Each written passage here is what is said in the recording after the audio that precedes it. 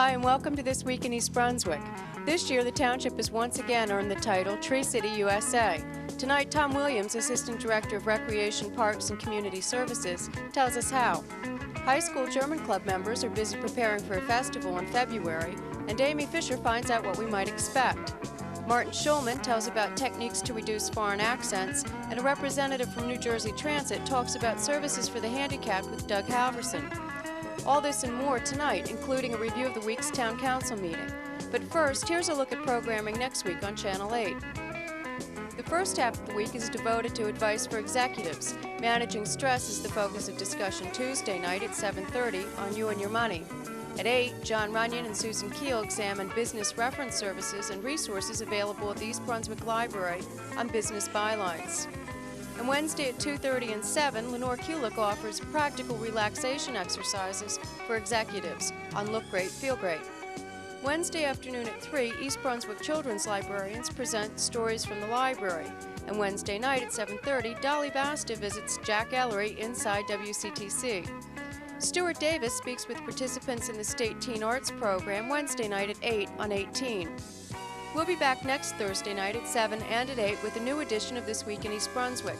And at 7:30, the mayor's first year in office is the focus of EB People. Check the Channel 8 Community Bulletin Board for continuing coverage of girls and boys basketball. Hi, I'm John Runyon, Parade Director for the 1990 Memorial Day Parade here in the Township of East Brunswick. As many of you know already, Mayor Sinagra has reinstituted the parade on May 27th, 1990 at 1 o'clock. We'll be starting the parade at the Middlesex County Fairgrounds. We'll be going down Fern Road, down Dunham's Corner Road, up Rogers Lane, and winding up at the Civic Center for a reviewing stand, and the conclusion of the parade with ceremonies, our traditional ceremonies, here at the Civic Center. I talk to you now to encourage every single East Brunswick resident to get involved in this parade, to find a way to participate, either individually or through your organization. As an individual, you could participate perhaps in what we're calling the Sea of Flags. We're going to have as many people as we possibly can march at the head of the parade with an American flag and literally create a sea of flags to head out the Memorial Day parade. That's one way. Young people could decorate a bicycle. We're going to have a contest for the best decorated Memorial Day bicycle. We're going to have some of the outstanding bands. We've already set up the Bergen Cadets. One of the top 10 drum and bugle corps in the country will be with us on that day. The parade will be headed off, of course, though, by the East Brunswick High School Band. They've made some changes so that they could be with us on that day. Your group could participate, any organization you belong to, with a float, with a marching unit. Get together and put together folks that march in the parade and let us know about your organization. Pick a theme that relates to Memorial Day. These are some of the ideas. Maybe you want to be a clown and be in the parade and just entertain those young children. There are lots of ways in which you can participate in the Memorial Day Parade, and we hope that you will. We encourage you to do so. Remember, it's on May 27th, 1990 at 1 o'clock. To get involved in the parade, call me. I'm John Runyon again, Director of the 1990 Memorial Day Parade. You can reach me at 390-6806. Let's have a great Memorial Day. Be with us. Thank you. Hi, I'm Amy Fisher, and I'm the Director of Community Relations for the school system. Today, I'm at the East Brunswick High School Library with Michelle Katz, who's president of the German Club here. Hi, Michelle. Hi, how you doing? Good. I understand you're planning a big event. Could you tell us what it is? Yes, it's a German festival. And who will be invited to come to this? It's really for the whole family. It's for all ages. We have things for ranging from kindergartners could participate in that to high school students and adults. When will it be? It will be on February 3rd, which is a Saturday from 6 to 9 p.m. You have a very small admission charge, right? Right. It's only $1 per person, and that's about it. What will tell us some of the games and things that you'll be having? Well, of course, we're going to have entertainment. We're going to have people showing us folk dancing, which are some of the German Club members. We'll have entertainment, as in we're going to be showing folk tales and having the audience participate. We'll be grabbing them out of the audience like they do in Epcot Center almost, so it's better than spending the money going to Disney World. And we'll be having booths there, things from a cakewalk to picking up bottles, tossing rings at bottles, to, of course, German food and music and lots of fun. So we'll expect everybody to be at the East Brunswick High School cafeteria on February 3rd at 6:30 for a night of fun for the whole family. Thanks a lot, Michelle. Okay, thanks. Most people have probably heard the term Tree City, USA, but few really know what it means. Tom Williams, Assistant Director of the East Brunswick Department of Recreation, Parks, and Community Services, explained what Tree City is and how East Brunswick got involved. Tree City, USA is a program by that was put out by the National Arbor Day Foundation, which recognizes cities and towns across the United States that have developed urban forestry programs. There are 4 requirements that the community must meet to qualify for Tree City, USA. The first one is the community has to allocate at least $1, a minimum of $1 per capita for urban forestry maintenance. The second qualification is that the township must have an adopted tree ordinance.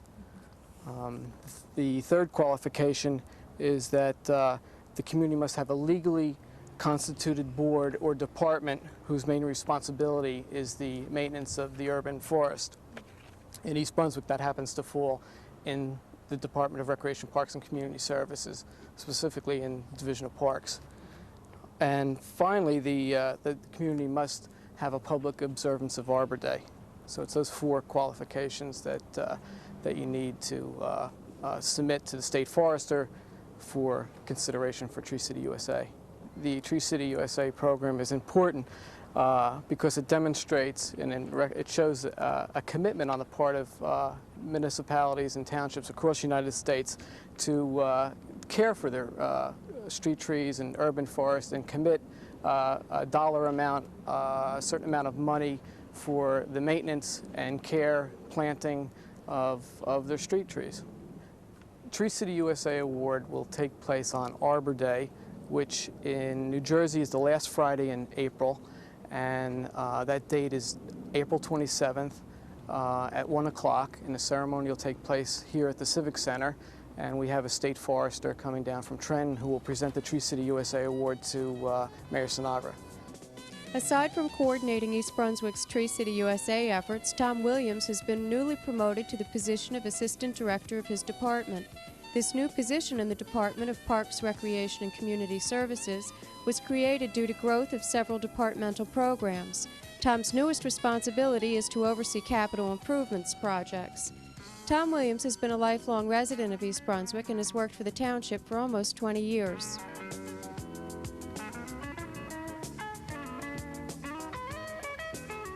Many individuals seek my help to reduce their foreign accent. As our community becomes increasingly diverse, with people from all areas of the world settling here, this part of my speech pathology practice has grown. There are many reasons why an individual may choose to reduce his foreign accent. Some of my clients tell me that they know they're difficult to understand and that they feel this difficulty is preventing their advancement in their work. They're tired of saying the same thing over and over again until they're understood. They're reluctant to communicate and feel embarrassed about their speech pattern differences. When you want to change your speech pattern, a good deal of work is required and a lot of motivation, but it can be done. Now, the speech pathologist here is not really dealing with pathology. There's nothing inherently wrong with a foreign accent. It is, after all, natural for someone who is born with another language to learn English as his second language with some speech differences. It's only when these differences become difficulties to the individual that they may seek to reduce the impact of the foreign accent. As a speech pathologist, I'm fascinated by foreign languages and with the sound patterns that differ from the pronunciation of general American English. There are many sounds that are in other languages that are not in English. For example, the trilled R or the guttural H sound. But by the same token, there are some sounds in English that are not in other languages. For example, the TH in thumb is rare, and the A vowel is a very rare vowel in the languages of the world. So languages differ in their sound structure from language to language. And the individual who is seeking to reduce his or her foreign accent must learn new sounds, and they must learn also to eliminate some sounds that are not needed in English. So my job, when I first see a client, is to analyze the native language to know which sounds must stay and which must be eliminated. Then I have to analyze how the individual pronounces the remaining sounds of English. And very often, pronunciation depends on the individual's perception. For example, I recently worked with a gentleman from Israel. To him, the vowel in hot and hat were indistinguishable. They sounded exactly alike.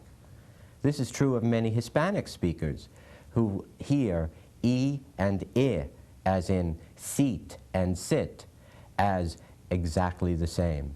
If they can't perceive the difference, it will be very difficult for them to produce the difference.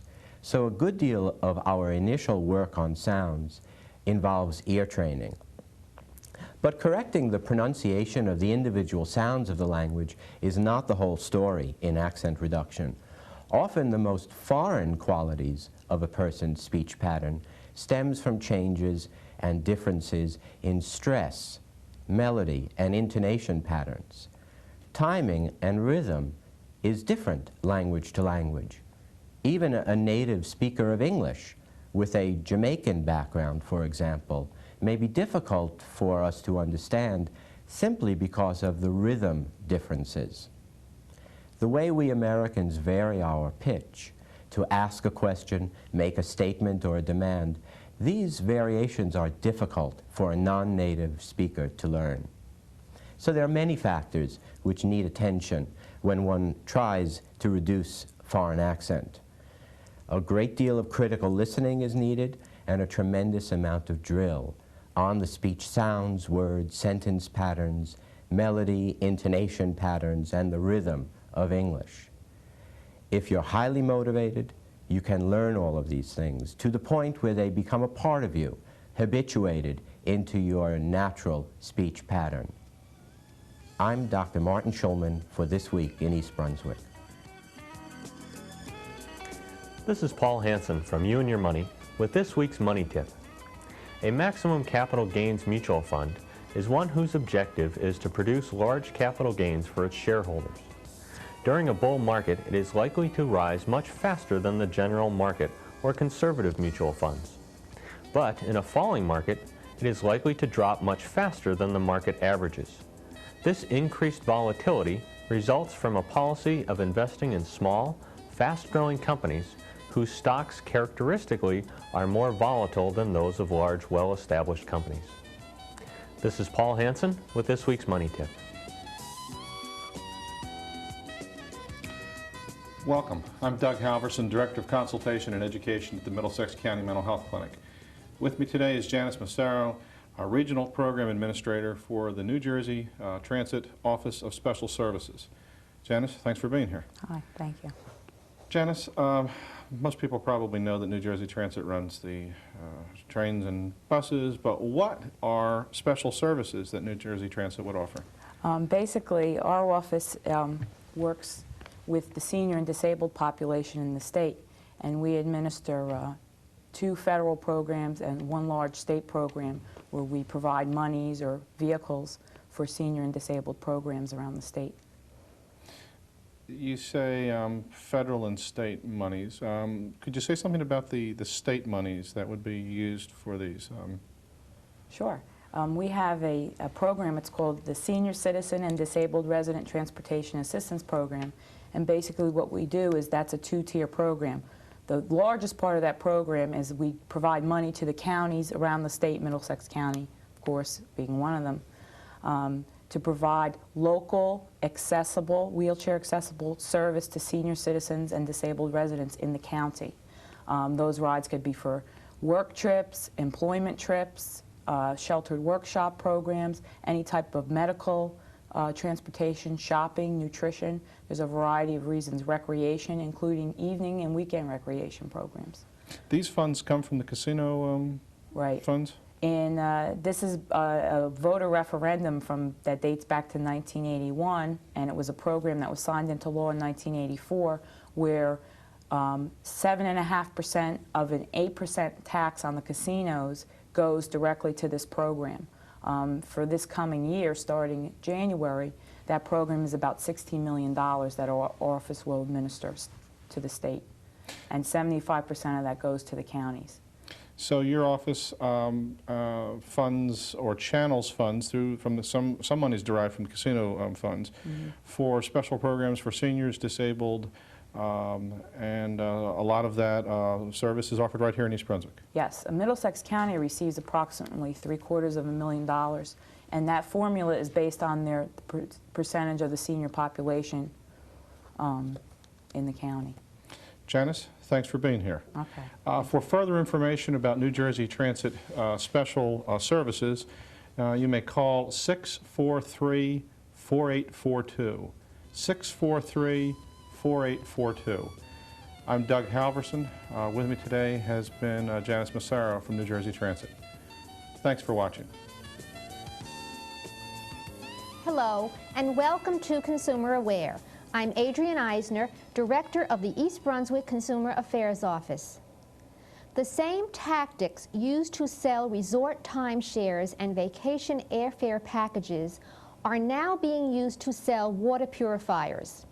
You receive a congratulatory postcard. You have been selected to receive one of 5 awards in return for participating in a national promotion. The nature of the promotion is often not stated on the card. The prizes include such items as a car, $5,000 in cash, a vacation for 2 in Mexico, and jewelry. Some companies using the prize promotions dispense with the postcard and call you directly. Once the company has you on the line, you'll hear a carefully scripted sales talk like this one. You have been selected this year as a major credit card holder to receive one of 5 major awards worth up to thousands of dollars for participating in our nationwide pure water promotion. The caller goes on to give a few details about the water treatment device. The price for the unit is usually double or triple the cost of other comparable filters. But then this filter includes an award. People most likely will be awarded a piece of costume jewelry worth only a few dollars, or a vacation for 2 that doesn't include airfare, meals, or other necessities. Sometimes sellers will request your credit card number, saying they need to verify your eligibility for a prize or to bill your account. Many consumers who have purchased water treatment units from telephone salespersons have found later that the units do not remove contaminants from the water and that they cannot cancel their order or return the products to obtain refunds. Your guard should go up if someone tries to sell you a water treatment device you didn't know you needed. Other signals for caution: a salesperson who implies that he or she is from the government, a salesperson who asks for your credit card number unless you are familiar with the company, or a salesperson who implies that you need this device to protect your family. Before you decide to buy a home water treatment unit, you should consider 2 points. If you use public drinking water, it must meet national and state standards. Home treatment is seldom needed for health protection, and no single unit will solve all varieties of water problems. If you are approached by a salesperson, you should verify claims about your drinking water with the Township Water Department. If you have any further questions about the purchase of water purifiers or any other consumer-related problems, please be sure to contact us at the East Brunswick Consumer Affairs Office. We are located in the Municipal Building, and we're open Monday through Friday from 9 a.m. until 5 p.m. The telephone number is 390-6954. Thank you for joining me on Consumer Aware. See you again next time. The council approved ordinances Monday night, reducing the tonnage level for trucks traveling on several streets within the township. Trucks in excess of 4 tons will be prohibited on River Road, Redcoat Drive, and Peach Orchard Drive. Portions of Hardenberg Lane, Dunham's Corner, Dutch, and Fern Roads will also be effective. The reduction comes in an attempt to alleviate safety and noise concerns among residents caused by excessive truck traffic. River Road residents expressed their dissatisfaction when they presented a petition to the council approximately 1 month ago. The changes have already received State Department and Transportation approval, but River Road will also require the county's approval as well. Another road issue of concern to residents is whether or not to increase the speed limit on a stretch of Fern Road between Dunham's Corner and Cranberry Roads from its current speed limit of 25 miles per hour to 35 miles per hour.